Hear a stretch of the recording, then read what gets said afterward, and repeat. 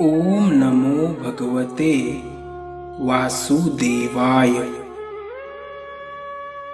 भक्तों, अधिकतर लोग यही जानते हैं कि रावण सिर्फ भगवान श्री राम से ही हारा था, लेकिन ये सच नहीं है।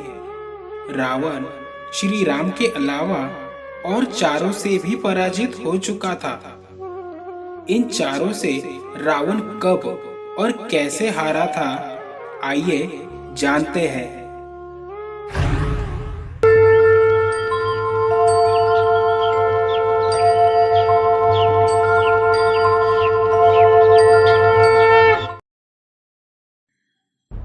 बाली से रावण की हार। एक बार रावण बाली से युद्ध करने के लिए पहुंच गया था। बाली उस समय पूजा कर रहा था। रावण बार बार बाली को ललकार रहा था, जिससे बाली की पूजा में बाधा उत्पन्न हो रही थी। जब रावण नहीं माना तो बाली ने उसे अपनी बाजू में दबाकर 4 समुद्रों की परिक्रमा की थी। बाली बहुत शक्तिशाली था और इतना तेज गति से चलता था कि रोज सुबह सुबह ही 4 समुद्रों की परिक्रमा कर लेता था।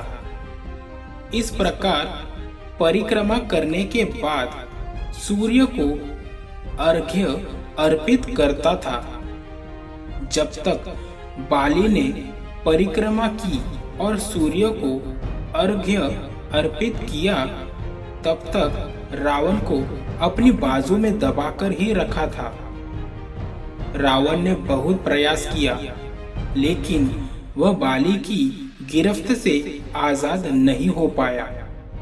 पूजा के बाद बाली ने रावण को छोड़ दिया था। सहस्त्रबाहु अर्जुन से रावण की हार।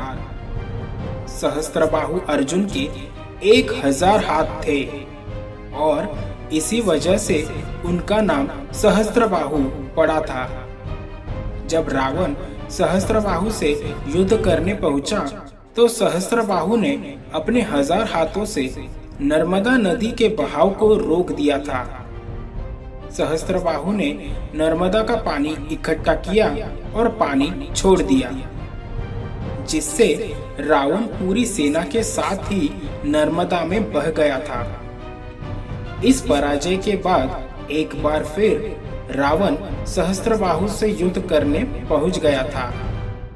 तब सहस्त्रबाहु ने उसे बंदी बनाकर कारागार में डाल दिया था। राजा बलि के महल में रावण की हार। दैत्यराज बलि पाताल लोक के राजा थे। एक बार रावण राजा बलि से युद्ध करने के लिए पाताल लोक में उनके महल तक पहुंच गया था। वहां पहुंचकर रावण ने बलि को युद्ध के लिए ललकारा। उस समय बलि के महल में खेल रहे बच्चों ने ही रावण को पकड़कर घोड़ों के साथ अस्तबल में बांध दिया था। इस प्रकार राजा बलि के महल में रावण की हार हुई। शिवजी से रावण की हार। रावण बहुत शक्तिशाली था और उसे अपनी शक्ति पर बहुत ही घमंड भी था। रावण इस घमंड के नशे में शिवजी को हराने के लिए कैलाश पर्वत पर पहुंच गया था। रावण ने शिवजी को युद्ध के लिए ललकारा, लेकिन महादेव तो ध्यान में लीन थे। रावण कैलाश पर्वत को उठाने लगा।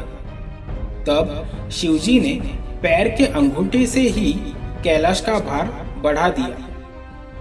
इस भार को रावण उठा नहीं सका और उसका हाथ पर्वत के नीचे दब गया। बहुत प्रयत्न के बाद भी रावण अपना हाथ वहां से नहीं निकाल सका। तब रावण ने शिवजी को प्रसन्न करने के लिए उसी समय शिव तांडव स्तोत्र रच दिया। शिवजी इस स्तोत्र से बहुत प्रसन्न हो गए और उन्होंने रावण को मुक्त कर दिया। मुक्त होने के पश्चात रावण ने शिवजी को अपना गुरु बना लिया। जय श्री राम। दोस्तों, अगर आपको ऐसी ही कोई कहानी सुननी हो तो हमें कमेंट में जरूर बताएं। हमारे वीडियो को लाइक करें और अपने परिवार और दोस्तों के साथ शेयर करें और हमारे चैनल को सब्सक्राइब करें और साथ में बेल आइकन को भी दबा दें ताकि आपको हमारी कहानी सबसे पहले देखने को मिले। तब तक के लिए नमस्कार।